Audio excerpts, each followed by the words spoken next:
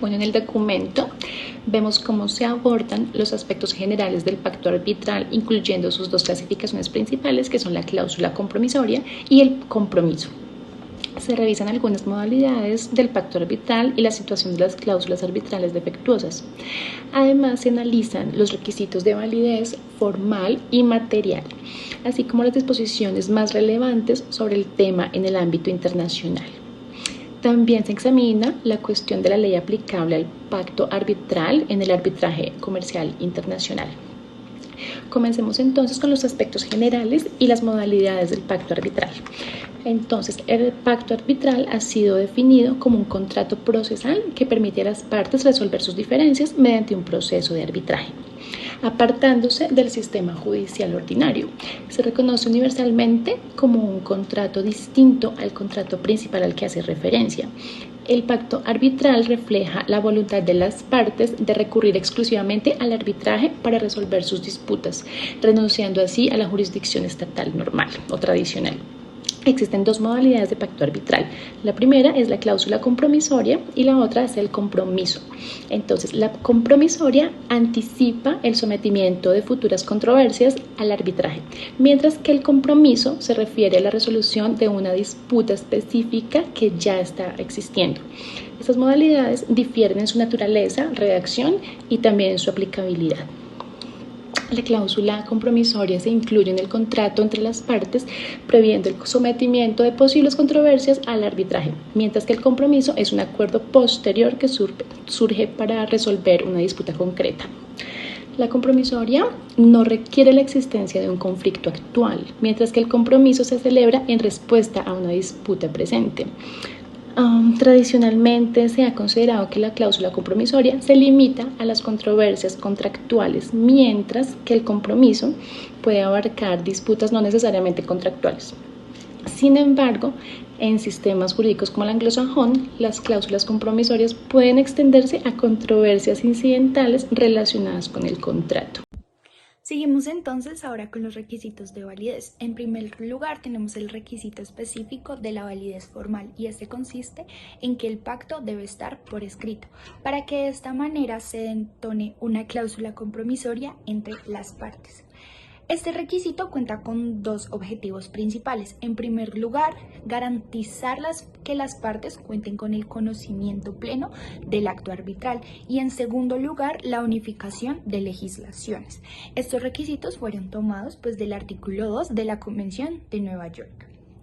Existen situaciones particulares las cuales exigen que este requisito sea un poco más flexible. El día de hoy vamos a mencionar 4. En primer lugar, que el contrato que contiene la cláusula no esté firmada por ambas partes.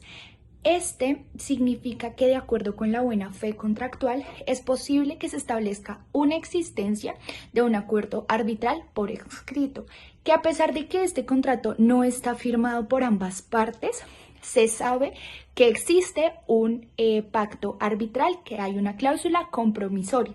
Esto en ocasión a que se realice un negocio internacional y que ambas partes no estén en el mismo lugar. En segundo lugar, tenemos el contrato que contiene la cláusula arbitral por un intercambio de comunicaciones. Este consiste en que una de las partes formula una oferta escrita del contrato en la cual se contiene la cláusula compromisoria y la otra parte debe aceptarlo, pero por un medio escrito. En tercer lugar, tenemos la cláusula que está contenida en un documento diferente del que se firma en el contrato por las partes o del contrato compuesto por el intercambio de comunicaciones entre estas. Entonces, este significa que ambas partes aceptan la incorporación de su contrato de algunas o de todas las estipulaciones contenidas en un documento diferente al contrato del pacto arbitral, pero que obviamente este tiene legalidad y obviamente este debe ser cumplido por las partes. Por último, tenemos que la cláusula arbitral se establece a partir de la relación comercial entre las partes. ¿Esto qué significa? Que se considera que las partes conocen sí o sí la existencia de una cláusula arbitral con base en sus prácticas o en la familiaridad con respecto a las costumbres o a los usos que rodean ese campo en específico. En cuanto a la ley modelo UNCITRAL, esta ley consiste en la armonización de las legislaciones nacionales con respecto al arbitraje en materia internacional. ¿Qué quiere decir? Que las ventajas de esta ley es que los arbitrajes que tienen su sede en un estado que adoptó esta ley no tienen que buscar o no tienen que contar con la necesidad de buscar un derecho aplicable al pacto arbitral para definir su situación.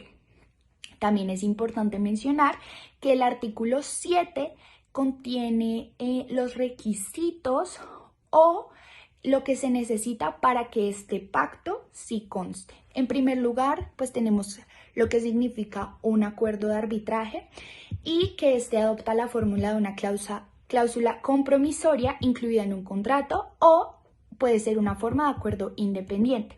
En segundo lugar, pues como ya habíamos hablado, este debe constar por escrito. Después se entenderá que es por escrito cuando se deja constancia de su contenido en cualquier forma, ya sea por medio de un contrato verbal o por un acuerdo de arbitraje. Uno de los requisitos también importantes es que este conste por verificación, por verificación de comunicación electrónica. Y además se entenderá que es escrito cuando se consigna en un intercambio de escritos de demanda y contestación. Y finalmente, este se materializa en un contrato. Bueno, como segundo requisito de validez tenemos la validez material. Y esta cuenta con 3 requisitos. En primer lugar, tenemos la capacidad de las partes, es decir, si una persona natural o una persona jurídica son capaces o incapaces de realizar un pacto arbitral. Si estas no son capaces, se declarará entonces su nulidad. En segundo lugar, tenemos el consentimiento de las partes. Es importante aclarar que para que haya validez material de un pacto arbitral, ambas partes deben firmar el consentimiento. Si este consentimiento no está, además de la nulidad, se demuestra la inexistencia del pacto arbitral. Y en tercer lugar, y pues ya para terminar, tenemos la arbitrabilidad objetiva de la controversia. Continuando con la exposición de nuestra compañera Valentina, nosotros queremos explicar por qué es necesario que haya una validez material dentro del pacto arbitral. ¿Qué quiere decir esto? Que si no hay esta validez material dentro del pacto arbitral, nosotros no podemos entrar a hablar de que existe o no un pacto arbitral, ya que sin esta validez material, este sería nulo e inexistente. ¿Qué pasa? Que nosotros al momento de ir ante el árbitro, que lo que queremos que él nos solucione, debemos hacerlo por consentimiento escrito para que así ninguna de las partes genere otro conflicto después.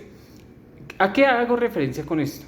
A que nosotros debemos llevar este consentimiento escrito, libre de vicios, libre de algún error o manipulación dentro de este pacto arbitral, ya que si vamos con esos vicios y errores, igualmente nos declaran la nulidad y la inexistencia del pacto. ¿Por qué? Porque no va a generar ningún efecto jurídico, y tengamos en cuenta que cuando nosotros queremos dirimir nuestros conflictos por el pacto arbitral, dejamos o renunciamos ante los jueces que puedan dirimir este conflicto. Ahora bien, cuando queremos que este pacto arbitral cobije a otros o la solución de soluciones a otros conflictos, queremos que la persona interesada o el no asignatario dentro del pacto arbitral debe dejarnos por escrito un consentimiento de que va a asistir al arbitraje. Bueno, ya por un lado, dejando claro esto, entramos a hablar sobre que el pacto arbitral no solamente se está en el derecho arbitral, sino que también tenemos que mirar otras ramas del derecho como el derecho societario. ¿Qué quiero decir con esto? Que el derecho societario también puede entrar dentro del derecho arbitral y estas dos ramas del derecho hacer soluciones para las empresas. ¿Qué pasa? Que una empresa cuando tiene un conflicto, ella va a entrar a revisar cómo puede solucionar este conflicto y deciden que es el pacto arbitral lo que mejor les conviene. Para respetar los intereses de cada sociedad existe algo que es el alter ego, que es el que respeta los intereses entre sociedades, pero que ayuda a solucionar este conflicto. De igual forma, ¿qué pasa con esta, digamos, la sociedad número 2 que tiene el poder sobre la sociedad número 1? Que ella va a subordinar a esta sociedad, pero no la va a hacer suya. Va a respetar los intereses de esta sociedad. Lo único para lo que la va a subordinar es para explicar estos conflictos, para solucionarlos. Y frente a esto, esta sociedad 1 debe tener unos criterios y unos parámetros para no ser totalmente subordinada a la sociedad 2. Para esto nosotros tenemos claro que hay 3 componentes de interpretación del arbitraje, del pacto arbitral. ¿Cuáles son estos 3 componentes? El componente de la restrictiva, el componente de la extensiva y el componente de la objetiva o neutral. ¿Qué pasa? Que la restrictiva para muchos ya no se tiene en cuenta, solo para unas cuantas controversias que se presenten entre personas naturales, jurídicas o para sociedades.